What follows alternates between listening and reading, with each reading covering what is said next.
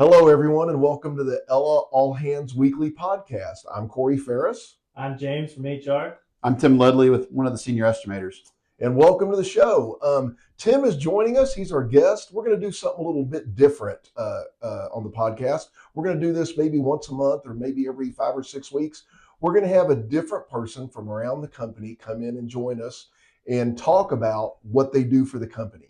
We're going to talk today we've got Tim, who's an estimator. In the future, we'll have someone from accounting, someone from payroll, somebody from project management, somebody maybe a superintendent. Another thing we want to try to do in the future is maybe have some vendors come in. That's a great idea. Absolutely, guys and girls coming in and talking about what they do, what they manufacture, the services they provide.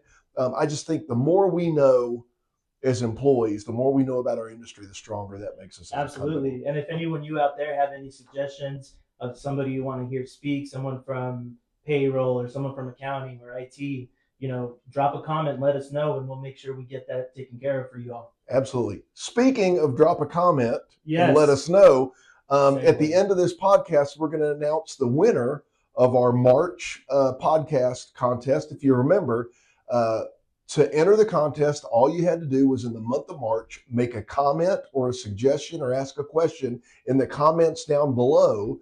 And then we were going to draw a name at the end of the month. And the winner gets a movie and dinner date night. They're going to get a $100 gift card to Saltgrass Steakhouse. And then they're going to get a $50 gift card to the movie theater chain of their choice. That's awesome. Yeah. And I think we're going to do that again for April. Yeah, that's a great idea. Think so? Yeah. We had such a good response with that for the March contest. I think we just do it again. Everybody likes a date night. I wouldn't tell my wife about it and just take myself out. I just loved a steak dinner and a movie with my wife for free. I just think that's awesome. Hopefully there's some good movies coming out this summer we're seeing. Yeah. That would be nice. Yeah, the Academy Awards, there was not a movie on there I'd ever heard of. So I'm not a person to get movie advice from. So we're going to announce that winner at the end of the podcast. So I want to start with our shout out this week. Today's interesting because it's two crews, not just one crew, it's two. Awesome. Last week, I had the privilege to run up to Vernon and take a look at that job going on up there. And I got to see Jeremy's crew and Christian's crew, both up there dealing with a couple of different tie-ins and just doing a great job. In fact, there was the afternoon that I left, I can't talk today, the afternoon I left, both crews worked well past midnight to get that job done. So great job Dedication. to Jeremy's crew and Christian's crew for their absolute dedication to getting the job done and absolutely living Ella's core values. So thank you very much. Great job, guys. And I saw a very interesting safety issue while I was up there. No. Francisco couldn't make it today. He's out in the field. But we had a safety issue while I was up at Vernon. It wasn't a PPE issue. It wasn't traffic. It wasn't trench protection. It was a 3-foot rattlesnake crawling across the yard there. He was 3 foot long and about this big around. And that's what the excavators are for. I'm telling you, man. So be careful out there. I guess snake season came early this year. That's right. So watch out for the snakes. But Jeremy's crew and Christian's crew, thank you again for a job well done. Let's jump over to James. James, what's going on in human resources that we need to know about this week? So much that is happening in general, but I'll try to keep it down to 1 week at a time. Okay. First of all, in the spirit of Francisco not being here, I want to talk about our toolbox talks. So at the beginning of every month, I send out a different toolbox talk for each week of that month. For the foreman, leadman, whoever is in charge of a certain crew, and go over those safety topics with them. They're required to be done monthly. There's, however many weeks are in that month, that's how many toolbox talks there's going to be. So we just sent out the ones for April, guys. The first one has to do with heat stress. Francisco really wanted us to get that custom one in because it's starting to get there. So make sure you guys get those in as soon as you can. I also want to talk about some new hires, man. Great. We had about a week off, I believe. So we have 3 new hires that have started within that time. One of them is named Jose Martinez. He's a laborer on Damien's crew. Mm-hmm. And Another laborer for Damon's crew is Landon Villaclara. So we're very lucky to have those two join us. And They both started. They've started already. They Yes. started this week. Gentlemen, Nice. welcome. Welcome aboard. Welcome. And Gabe's Fuelman Oiler was filled by Daniel Quintanilla. Great. Sounds like a relative, and that's completely fine. I haven't found out for myself, but Daniel, welcome to the team, man. We're Welcome glad to have aboard. you. We're glad you're here, and that gives Gabe some much needed help. Yes, it does. That position's been open for a while. It hasn't sure has, and that's a great segue. Thank you, Corey. Okay. What I want to start doing every week is highlight just one job specifically. We're always looking for referrals and everything like that. So a job I want to highlight this week is also for Gabe, which is his heavy equipment mechanic. Okay. In the long run, we're going to need two. We're going to need one for the shop and one for the field. But what we're really focusing in on right now is a mechanic for the field. So we're looking for someone that has just a really strong mechanical aptitude. It obviously experience working with heavy equipment, loaders, excavators, just heavy equipment in the construction industry would be fantastic, and with the ability to do some basic maintenance. So if anyone out there, someone that might fit that profile or semi fits that profile, tell them to go to lsa.com and submit an application. So that way we can make them part of our team. So they just go to lsa.com. Yes. Go over to the right where it says careers. Click on that, and it'll upload, or it'll open up where all the jobs. They just scroll down until they find it. What's the job called again? Heavy equipment mechanic. Heavy equipment mechanic at lsa.com. Yep. Really appreciate that. I want to give a quick shout out myself as well to Connor. Connor Asadorian is our IT guy. Smartest guy in the company. Man, tell me about it. Yeah. He has just been working his ass off on so many projects. One of the biggest ones he just finished, and I'm sure most of the companies aware of it, especially our operators, is our HCSS MyField app.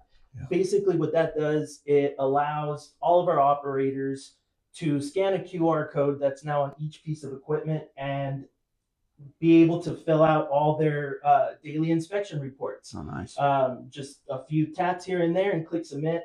That's something that took a while before. It was a little bit confusing, and this is just streamlined. So Connor worked a really long time on that, worked late hours. So, awesome job, Connor.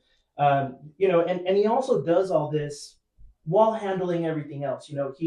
He's in so many meetings throughout the day. I see him running up and down between trailers, for help calls. He, always dealing with setting up new equipment, upgrading equipment, plus all the repairs that he has to do. And he's working on a lot of great projects coming up. That's just going to make so many of our processes streamlined and just make life easier for everyone here at Ella. So he works on these big software and computer projects, but like you said, he's off in that corner office, one of the many unsung heroes at Ella, because he's kind of out of sight and out of mind. He's kind of off in his office, and if you walk by his office, he's got these big computer screens in front of him. Yeah. So it's kind of hard to see him. But at the same time, while he's working on these big projects, if somebody has a problem with their iPad or their laptop or whatever, he's great. He stops everything he's doing, and if he can, and comes out and helps. And he's helped me countless times over the last few months. So, Connor, thank you. Good job. And that's about all I had for today. That's it from HR. All right. Yes, thank sir. you, James. Well, Tim Ledley. I wanted to invite Tim today to talk about estimating. I was out in the field not too long ago, and I was talking to some guys out in the field, and I was asking them some questions about how they thought the job was going. And they're giving me some feedback, and the job's going well. So I asked them, well, what could pre-construction or estimating do you think could have done better on this job to help you get this job better? What could we have done better? And someone said to me, well, estimating needs to, on this particular project, that particular week, he felt like estimating wasn't doing a very good job ordering material. Mm-hmm. And I was like, whoa, estimating doesn't order material, and then I realized, like, whoa, this person doesn't understand what everybody in the company does, what all the different positions are. So that's why we're going to start doing this. Start bringing different people in, talking about what they do, so that we all know what Ella does as a company. So let me ask you a real basic question. You're an estimator. What does that entail? What is an estimator in the construction business? Senior estimator. Senior estimator. That means I'm old. So, in a nutshell, an estimator is someone that takes somebody else's conceptual drawings to fill a need for either a municipality or an end user of someone, whether it's building a building or putting pipe in the ground, whatever it happens to be. Basically, taking something flat surface, if you will, and making it three-dimensional, making something happen. In our world, it's making the poopy flow away, making the water flow, right? But it all starts with somebody needs something, engineers design it, we get the plans as estimators and put together through a combination of obviously hard calc math, some educated guessing, and then also our experience, either our personal experience or even as from the field's perspective too. What do y'all think based on where this job is happening at, based on your experience in that area? What can be our productions? And when it's all said and done, that's how we create the budget that the field is working off of for the type of equipment we got on the job, the number of men or the number of laborers in the field, as well as how many man hours that we've got figured to do the job. And it's a combination, like I said, of hard calculations. Like there's certain things we can calculate as estimators. Right. We can calculate how many cubic yards it's going to take to put in a stick of pipe, how much dirt we've got to move. That's an easy calculation. We can calculate how much rock we're going to need. But then there's a lot of things when we're looking at a job, even when we're looking at a site, we're looking at it bare bones. We're not seeing what's under the ground. We don't have x-ray vision, although it would be nice. But we don't. So there's when I say educated guess, that's what some of it is. It's based on, it's educated because we've seen something like this before. We've got some hard data from previous jobs of, hey, we should be able to do it at this rate, at this production with this equipment. And then putting it all together, and hopefully everything goes all right, is, we come in at budget or we beat our budget. Y'all in the field, we tell you we want 100 feet a day and you blow it out of the water at 200 feet a day. That goes right to Ella's bottom line, which is great for everybody. But it's also looking at it from the perspective of, how can we do it safely without getting overly aggressive? Oh, I can go 250, I can go 300. Yeah, but if you're going to slack off and it's going to cost safety, it's going to, God forbid, not put that trench box in the ditch because you think you're going to get a few extra feet. Right. Don't do it. And we factor that in as estimators. Do you guys take into account what type of soil it is? There's all kinds of things. I've been with Ella since June, but I've been in this industry for over 20 years and been out in the field, been in the ditch, understand what it takes to put pipe in the ground safely and effectively and efficiently, and to make your goals. And it's the challenge is, as estimators, is if we try to take into account every little thing, y'all aren't going to have anything to do. Right. Because the reality is, you're putting an estimate together so we can bid that job. Correct. But there might be 15 other underground utility companies that are also bidding that Correct. job. And a lot of times you have to be the low number to win it. To win it, right. But you got to make sure in that low number that you have all your costs covered. Correct. And sometimes there is a caveat with low number. Low bid doesn't always get the job. Right. Qualification. Sometimes it's your qual. Sometimes it's called what we call a weighted bid, where our price is one piece of the total points that we get. So it might be, 40 out of 100 points, 40 of it is your price. The rest of it is your quals, your safety record. So that's why safety is important. That's why our experience is important. You'll hear at times in here in the office, we'll talk about that's a resume job. Something we haven't done, but it gets us open. It opens more doors for us going forward and get experience. So our overall safety record actually helps us accrue these jobs. Absolutely. Because there's certain municipalities or even certain primes and general contractors that we work for that if our safety record is poor, we won't get the job. Even though we might have everything else, the best price, the best quals, that safety black eye can actually hurt us. So that's why safety is really critical.